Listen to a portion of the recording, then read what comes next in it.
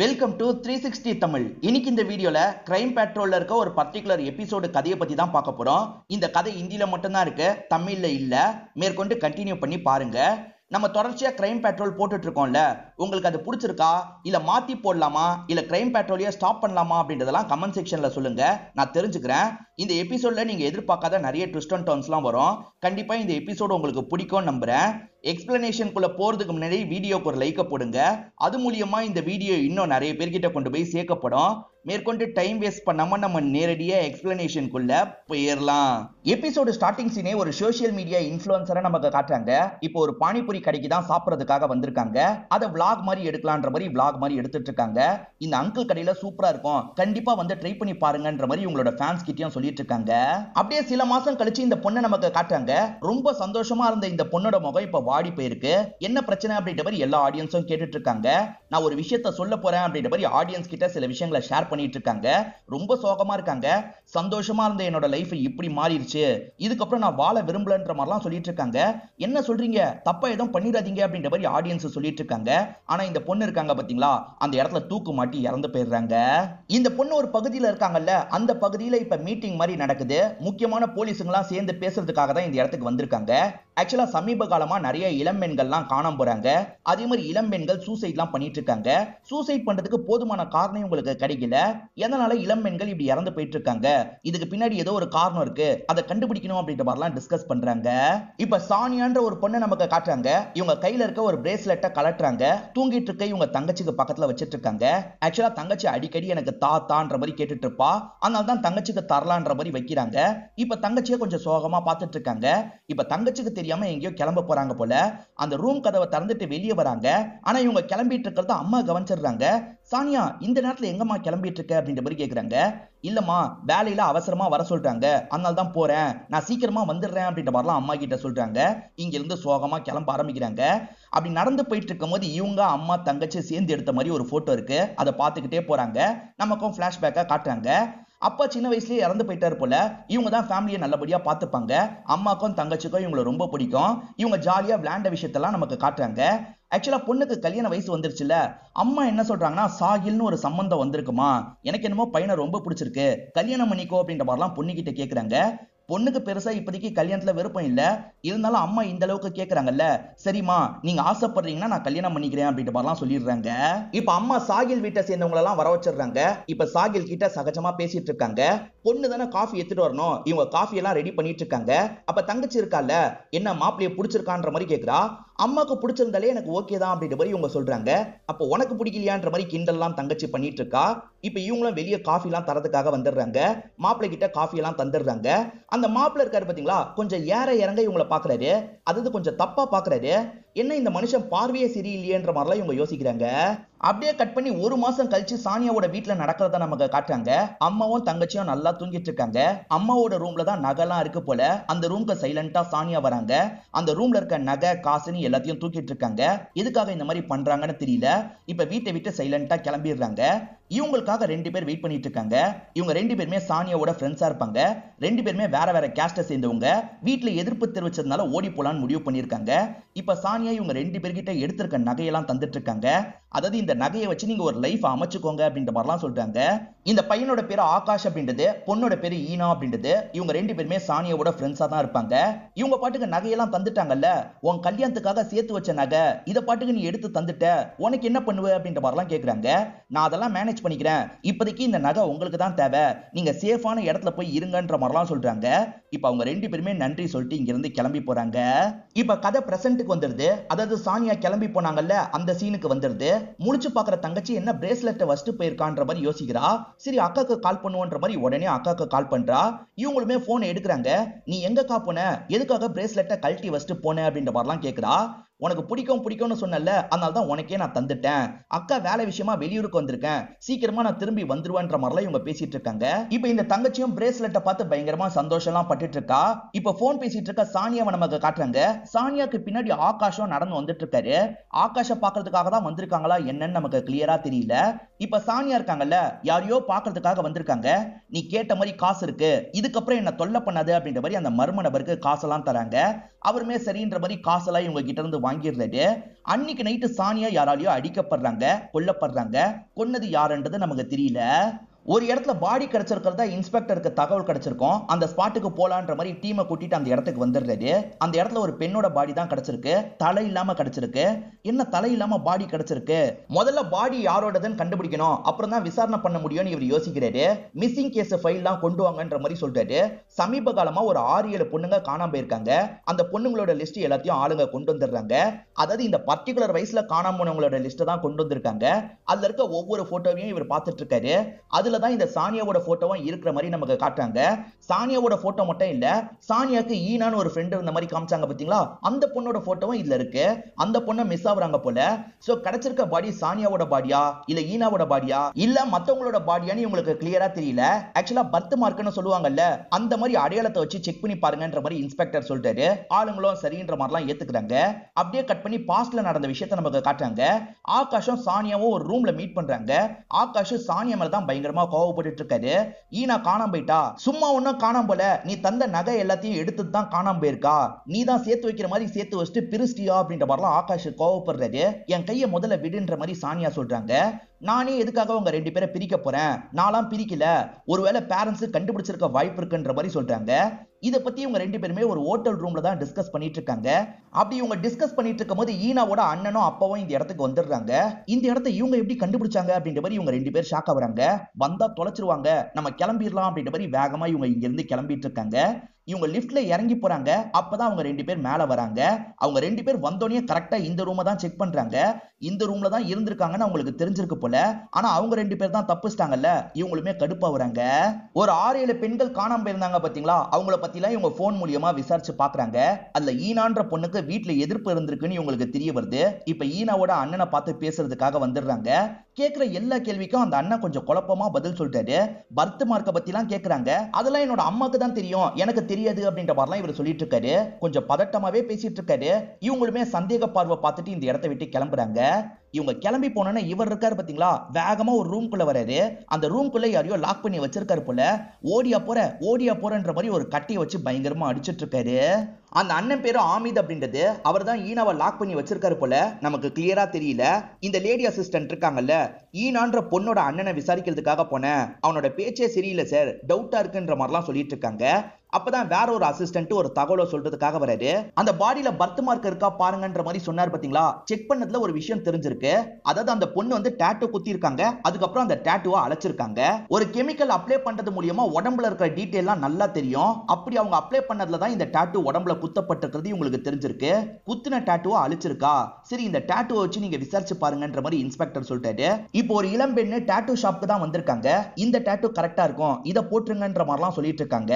இந்த கடை ஓனர் பேரு சன்னி அப்படின்றது. சன்னி இருக்கார்ல, இதை விட உங்களுக்கு வேற ஒரு டாட்டூ பெஸ்டா இருக்கும், இந்த இடத்துல பட்டர்ஃப்ளை டாட்டூ போடுங்கன்ற மாதிரி கழுத்துல எல்லாம் கைய வைக்கிறாரு. கொஞ்சம் செடியூஸ் பண்றதுக்கு ட்ரை பண்றாரு.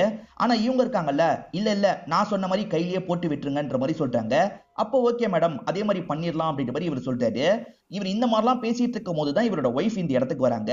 ஆக்சுவலா குழந்தைக்கு உடம்பு முடியாம இருந்திருக்கும், அதனால தான் குழந்தைய இந்த இடத்துக்கு கூட்டு வந்திருக்காங்க. நீ எதுக்காக இந்த இடத்துக்குலாம் வந்த, எத்தனை வாட்டி வராதுன்னு சொல்லியிருக்கேன், நீ குழந்தைய ஹாஸ்பிட்டலுக்கு கூட்டு போ, நான் பின்னாடியே வரேன்ற மாதிரி அனுப்பி வைக்கிறாரு.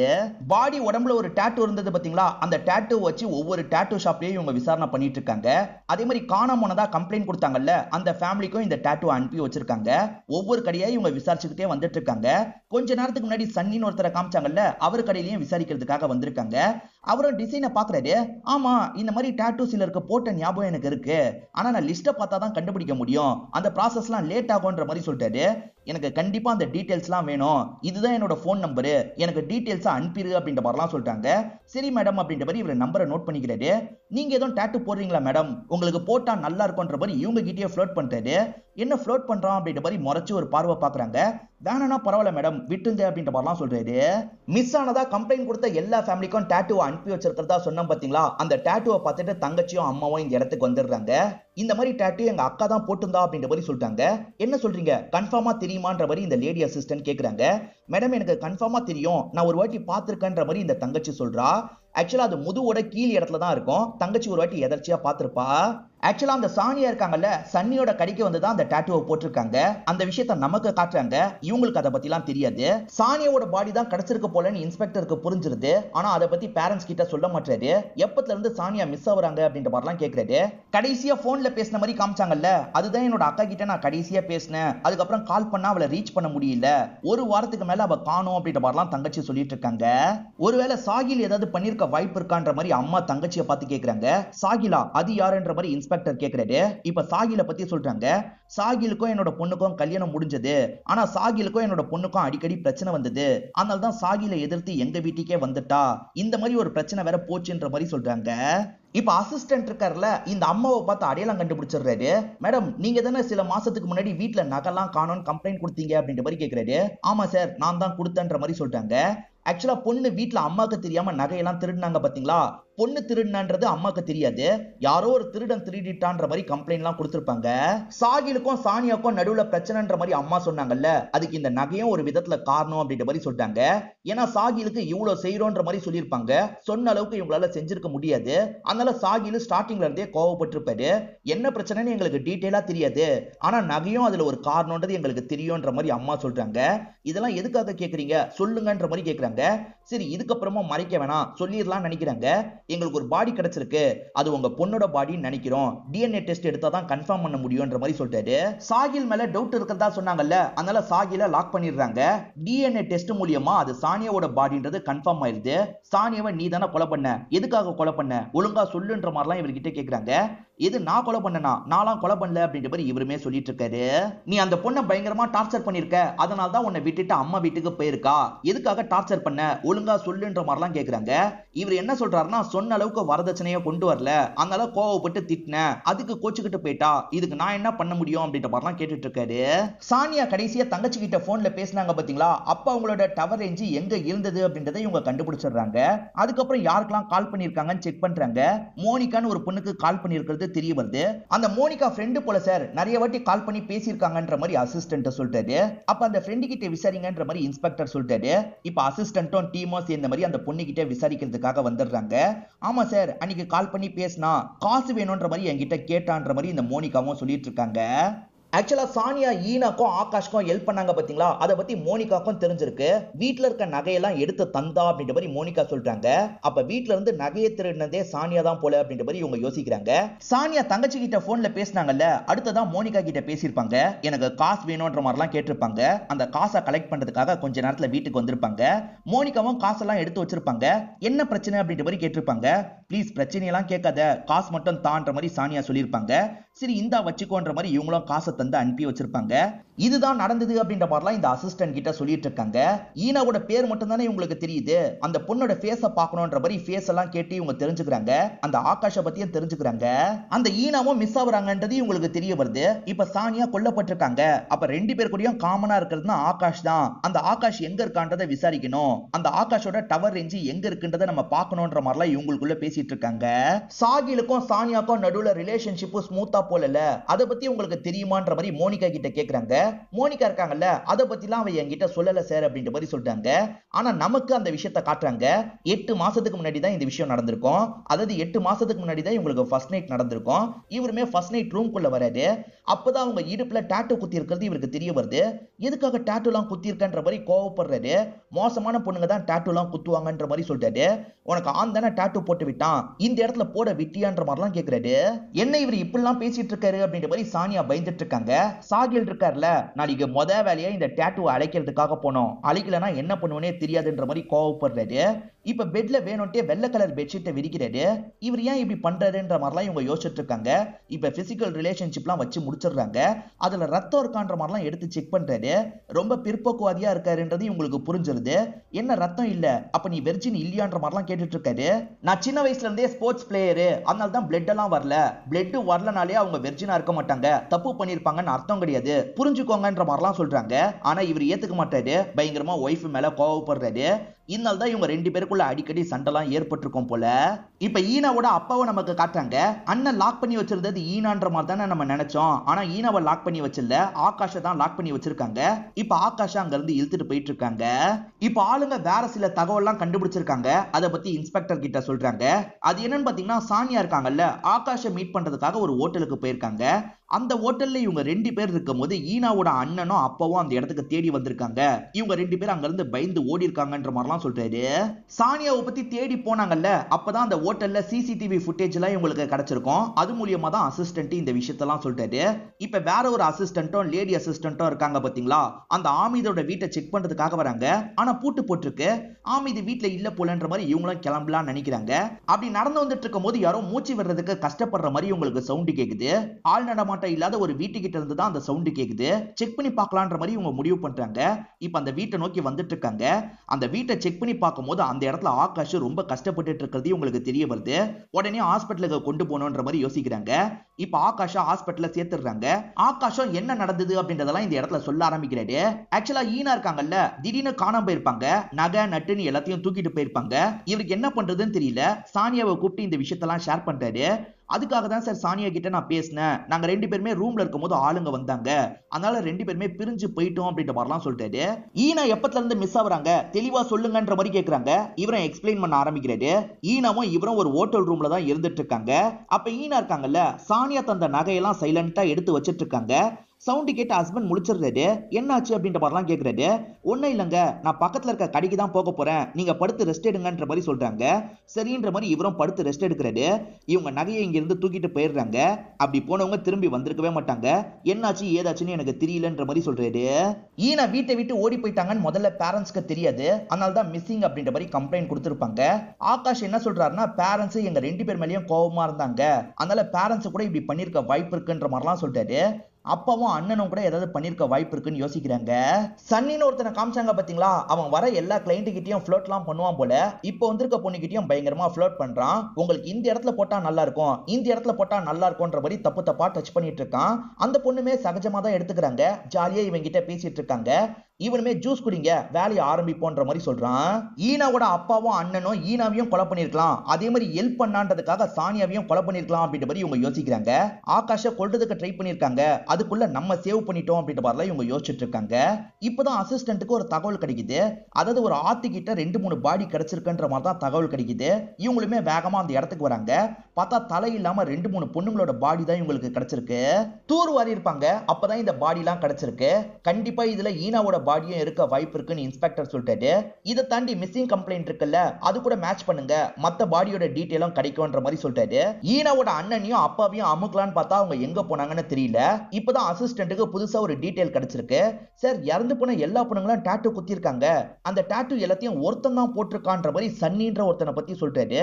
இதை கேட்கிற இந்த லேடி அசிஸ்டன்ட் ஷாக் ஆகுறாங்க. அவன் பேச்சே சுத்தமா சரியில்லை சார், அவன் கூட இதுல சம்பந்தப்பட்டிருக்க வாய்ப்பு இருக்குன்ற மாதிரி சொல்லிட்டாங்க. சரி, அவனை அமைக்கி விசாரிங்க அப்படின்ற மாதிரி இவருமே சொல்றாரு. அப்படியே கட் பண்ணி அந்த சன்னியை நமக்கு காட்டுறாங்க. கடைசியா ஒரு கிளைண்ட்டுக்கு டாட்டூ போட்டான்ல, அவங்க மயக்கத்துல இருந்து கண்முழிக்கிறாங்க. நான் எப்ப மயங்கினேன்ற மாதிரிலாம் இவங்க யோசிச்சுட்டு இருக்காங்க. ஆக்சுவலா இவன் தான் ஜூஸ்ல மயக்க மருந்த கலந்திருக்கான் போல. இவங்களை தப்பெல்லாம் வீடியோ எடுத்திருக்கான், வீடியோவை பாருன்ற மாதிரி காட்டுறான். ஏன் இப்படி பண்ண, தயவு செஞ்சு டெலீட் பண்ணு அப்படின்ற மாதிரிலாம் கேட்கறாங்க. அவ்வளவு ஈஸியாலாம் டெலீட் பண்ண முடியாது, நிறைய காசு தரணும், அதுக்கப்புறம் தான் டெலீட் பண்ணுவேன்ற மாதிரிலாம் இவன் மிரட்டிட்டு இருக்கான். இந்த மாதிரி வர கிளைண்ட் எல்லாம் இவன் மிரட்டுவான் போல. சார், சன்னியை பத்தி விசாரிக்கும் போது எல்லாருமே மோசமா தான் சொல்றாங்க. அதுவும் இல்லாம சன்னிக்கு எதிராக ஒரு சோசியல் மீடியா இன்ஃபுளுசர் கூட பேசியிருக்காங்கன்ற மாதிரி இந்த அசிஸ்டன்ட் சொல்றாரு. ஸ்டார்டிங் ஒரு சோசியல் மீடியா இன்ஃபுளுசரை நமக்கு காமிச்சாங்கல்ல, அந்த பொண்ணுமே சன்னி கிட்ட டாட்டூ போட்டிருப்பாங்க.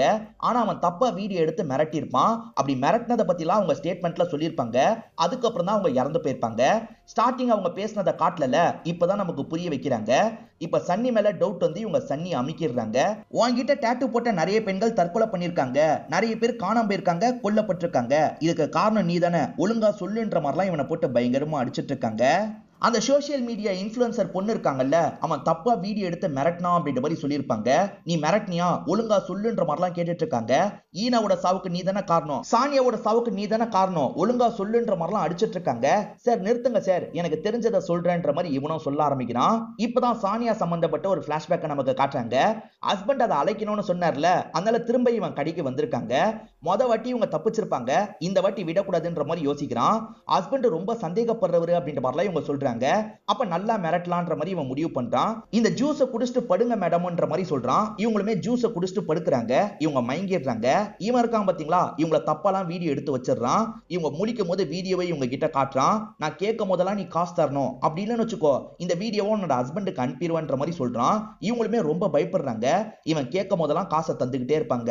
ஸ்டார்டிங்கே சானியா யார்கிட்டயோ காசு தந்து இதுக்கப்புறம் என்ன தொல்லை பண்ணாதன்னு சொன்ன மாதிரி காமிச்சிருப்பாங்க. இவன் கிட்ட தான் காசை தந்தாங்கன்றதை இப்பதான் நமக்கு காட்டுறாங்க. ஓஹோ, சானியா மோனிகா கிட்ட காசு வாங்கினது இவனுக்கு தரதுக்கு தான் போல அப்படின்ற மாதிரி இன்ஸ்பெக்டர் யோசிக்கிறாரு. அன்னைக்கு நைட்டே தான் சானியா கொல்லப்பட்டிருப்பாங்க. போஸ்ட்மார்ட்டம் ரிப்போர்ட்லயே உங்களுக்கு தெரிய வந்திருக்கும். நீ தானே கொலை பண்ணன்ற மாதிரி இன்ஸ்பெக்டர் போட்டு அடிக்கிறாரு. சார் நான் எதுக்காக சார் கொலை பண்ண போறேன்? அவங்க எல்லாம் தங்க முட்டை போடுற வாத்து சார். வாத்து யாராவது கொலை பண்ணுவாங்களா? முட்டையை எடுத்து சந்தோஷமா இருப்பேன் சார், கொலைலாம் பண்ண மாட்டேன்ற மாதிரி இவன் சொல்றான். இவன் சொல்றதுலயும் ஒரு லாஜிக் இருக்கிறது உங்களுக்கு தெரியுது. இவன் எதுக்கு கொலை பண்ண போறான்? அவங்க கிட்ட இருந்து நிறைய காசு சம்பாதிக்க தான் பாப்பான்னு யோசிக்கிறாங்க. இப்ப இவங்களுக்கு திரும்பி சாகில் மேல சந்தேகம் வருது. ஏன்னா சாகில் சந்தேகப்பட்டு பயங்கரமா சானியாவை டார்ச்சர் பண்ணிருக்காரு. சானியாவை கொலை பண்ணிருக்கலாம். சானியா மாதிரி பெண்கள் எல்லாம் கொலை பண்ணணுன்றதுக்காக டார்கெட் வச்சு கொலை பண்ணிருக்கலாம். இவன் இடத்துல நிறைய பொண்ணுங்க ஏமாறுறாங்க. அந்த பொண்ணுங்களாம் தப்பான பொண்ணுங்கன்றதுக்காக கூட அவன் கொலை பண்ணிருக்கலாம்ன்ற மாதிரி இவங்க யோசிக்கிறாங்க. முதல்ல இந்த சன்னி கிட்ட இன்னும் எத்தனை பொண்ணுங்க ஏமாந்துருக்காங்கன்றதை நம்ம கண்டுபிடிக்கணும். ஏன்னா பேரண்ட்ஸ் இருந்தா கம்ப்ளைண்ட் கொடுப்பாங்க. சில பொண்ணுங்க தனியா இருப்பாங்க. அவங்க மிஸ் ஆனா யாரும் கம்ப்ளைண்ட் கொடுக்க வாய்ப்பு இல்ல. அந்த பொண்ணுங்களை பத்தி நம்ம தெரிஞ்சுக்கணும். இவன் கிட்ட இன்னமும் சில பொண்ணுங்க மாட்டிட்டு இருக்காங்கல்ல, அவங்களுக்கு நம்ம தான் தைரியம் சொல்லணும் அப்படின்ற மாதிரிலாம் சொல்லிட்டாரு. அவன் கிட்ட யாரு மாட்டிட்டு இருக்காங்கன்றதை கண்டுபிடிச்சு அவங்க கிட்ட எல்லாம் விசாரிக்கிறாங்க. ஆமா சார், ரெகுலரா காசை தந்துட்டு இருக்கோன்ற மாதிரிலாம் அந்த பொண்ணுங்க சொல்றாங்க. கவலைப்படாதீங்க, இதுக்கப்புறம் பிரச்சனை வராதுன்ற மாதிரி இவங்க சொல்றாங்க. பேரண்ட்ஸ் இல்லாம தனியா சில பொண்ணுங்க இருப்பாங்க பாத்தீங்களா, அந்த பொண்ணுங்கள்ல சிலர் காணாம இருக்கிறது இப்பதான் இவங்களுக்கு தெரிய வருது. அவங்களாம் அந்த கடைக்கு போயிருக்காங்க. அவன் அவங்களையே மிரட்டி காசு வாங்கிருக்கலாம் அப்படின்றது இவங்களுக்கு தெரியுது. இப்ப அந்த பொண்ணுங்களை பத்தி எல்லாம் விசாரிக்கிறாங்க. கடைசியா ஒரு பொண்ணோட டவர் ரேஞ்ச் இருக்குல்ல, ஒரு பர்டிகுலர் பிளேஸ்ல கட் ஆயிருக்கும். அந்த பிளேஸுக்கு போலான்ற மாதிரி இவங்க வந்துட்டு இருக்காங்க. அந்த பிளேஸ்ல எதுவும் இவங்களுக்கு கிடைக்கல. பக்கத்துலயே ஒரு ஃபேக்டரி இருக்கிறது இவங்களுக்கு தெரிய வருது. 10 வருஷத்துக்கு மேல யூசேஜ்ல இல்லாத ஃபேக்டரியா இருக்கும். அந்த ஃபேக்டரிக்கு போலான்ற மாதிரி இவங்களுமே அந்த ஃபேக்டரிக்கு வந்துடுறாங்க. அந்த ஃபேக்டரியில ஏதாவது கிடைக்குமான்ற மாதிரிலாம் இவங்க செக் பண்ணி பாக்குறாங்க. அப்பதான் அந்த ஃபேக்டரியில ஒரு பொண்ணை லாக் பண்ணி வச்சிருந்திருக்காங்கன்னு இவங்களுக்கு தெரிய வருது. பெட்ஷீட் மாதிரி ஒரு துண்டை யூஸ் பண்ணிருக்காங்கன்னு தெரிய வருது. இந்த இடத்துல கைரேகை இருக்கான்ற மாதிரிலாம் இவங்க பார்த்துட்டு இருக்காங்க. அதே மாதிரி அந்த இடத்துல சாப்பிட்டு மாதிரி ஒரு பிளேட் இருக்கு. அந்த பிளேட்ல ஏதாவது கிடைக்குமா அப்படின்ற மாதிரிலாம் இவங்க செக் பண்ணி பார்த்துட்டு இருக்காங்க. இந்த இடத்துல நிறைய ஃபிங்கர் பிரிண்ட்லாம் இவங்களுக்கு கிடைக்குது. நம்ம கேஸ்ல சம்பந்தப்பட்ட எல்லாரும் கூட மேட்ச் பண்ணி பாருங்கன்ற மாதிரி இன்ஸ்பெக்டர் சொல்லிட்டாரு. இவங்க சந்தேக வட்டத்துல யார் யாரெல்லாம் இருக்காங்கன்னு பாத்தீங்கன்னா ஆகாஷ் இருக்காரு. அதே சமயம் அந்த சன்னி இருக்கான். இதை தாண்டி ஆமிதோட அப்பாவும் இருக்காங்க. அதை தாண்டி சானியாவோட ஹஸ்பண்டா சாகில்னு ஒருத்தர் இருந்தாரு பாத்தீங்களா, அவரும் இந்த சந்தேக வட்டத்துல இருக்காரு. இப்ப எல்லாரும் கூட மேட்ச் பண்ணி பாக்குறாங்க. குற்றவாளி யாருன்றதை கண்டுபிடிச்சிடுறாங்க. இவன் தான் இந்த விஷயத்த பண்ணானா அப்படின்ற மாதிரி இன்ஸ்பெக்டர் கோவப்படுறாரு. இப்ப திரும்பி சன்னியை தான் இவங்க லாக் பண்ணி வச்சிருக்காங்க.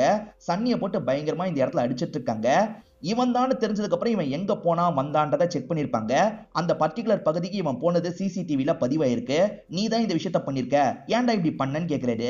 தங்க முட்டை போடுற வாத்துன்ற மாதிரிலாம் டைலாக் பேசினியே, எதுக்காகடா கொலை பண்ணன்ற மாதிரி தான் இன்ஸ்பெக்டர் கேக்குறாரு. இவனுமே காரணத்தை சொல்றான். ஆக்சுவலா இதுக்கப்புறம் அவங்க முட்டை போட மாட்டாங்கன்னு எனக்கு தெரிஞ்சிருச்சு சார். அவங்கள அப்படியே விடலான்னு பார்த்தா அவங்க சும்மா இருக்க மாட்டாங்க. என் வாழ்க்கையில இந்த மாதிரிலாம் நடந்ததுன்றதை என்னைக்காவது சொல்லிடுவாங்க. அதனால தான் தீர்த்து கட்டலான்னு முடிவு பண்ணிட்டேன் அப்படின்ற மாதிரி இவன் சொல்றான். ஆக்சுவலா இவன் இருக்கான்ல, அந்த சோசியல் மீடியா இன்ஃப்ளூயன்சரை இதுக்கப்புறம் மிரட்ட வேணாம்னு நினைச்சிருப்பான். ஆனா அந்த பொண்ணு இருக்காங்கல்ல, இவன் தொடர்ச்சியா மிரட்டுவான் பயந்து இறந்து போயிருப்பாங்க. சாகிறதுக்கு முன்னாடி இவனை பத்தி சொல்லியிருப்பாங்க. இவன் அதுல இருந்து வெளியே வரதுக்கு ரொம்ப கஷ்டப்பட்டிருப்பான். இதுக்கப்புறம் எந்த பொண்ணை இந்த மாதிரி பண்ணிடக்கூடாது, அதனால முடிஞ்ச அளவுக்கு கரப்போம், அதுக்கப்புறம் அவங்க கதையை முடிச்சிடலான்றதுக்காக தான் கதையை முடிச்சிருப்பான். இதுதான் நடந்ததுன்ற மாதிரி சொல்றான். இன்ஸ்பெக்டரும் கோவப்பட்டு அவனை போட்டு பயங்கரமா அடிக்கிறாரு. எப்படியோ இந்த கேஸை இவர் சால்வ் பண்ணி முடிச்சிடுறாரு. இந்த கேஸை பத்தி டீம்லாம் சேர்ந்து டிஸ்கஸ் பண்ணிட்டு இருக்காங்க. சானியா காசை தந்துட்டு இதுக்கப்புறம் தொல்லை பண்ணாதன்ற மாதிரி சொன்னாங்கல்ல, சானியாவால இதுக்கப்புறம் காசு தர முடியாதுன்னு புரிஞ்சுதான் கதையை முடிச்சிருப்பான். அதே மாதிரி தான் ஈனாவோட கதையை முடிச்சிருப்பான். எல்லார் கதையும் அவன் அப்படிதான் முடிச்சிருப்பான். இப்போ உங்களுக்கு புரியும்னு நினைக்கிறேன். இந்த கதையில வந்த ட்விஸ்ட் அண்ட் டர்ன்ஸ்லாம் உங்களுக்கு பிடிச்சிருக்கும்னு நம்புறேன். இந்த வீடியோ உங்களுக்கு பிடிச்சிருந்ததுன்னா லைக் பண்ணுங்க, கமெண்ட் பண்ணுங்க, மறக்காம 360 தமிழ் சேனலை சப்ஸ்கிரைப் பண்ணுங்க. தொடர்ச்சியா இந்த மாதிரி வீடியோக்கள் வந்துகிட்டே தான் இருக்கும்.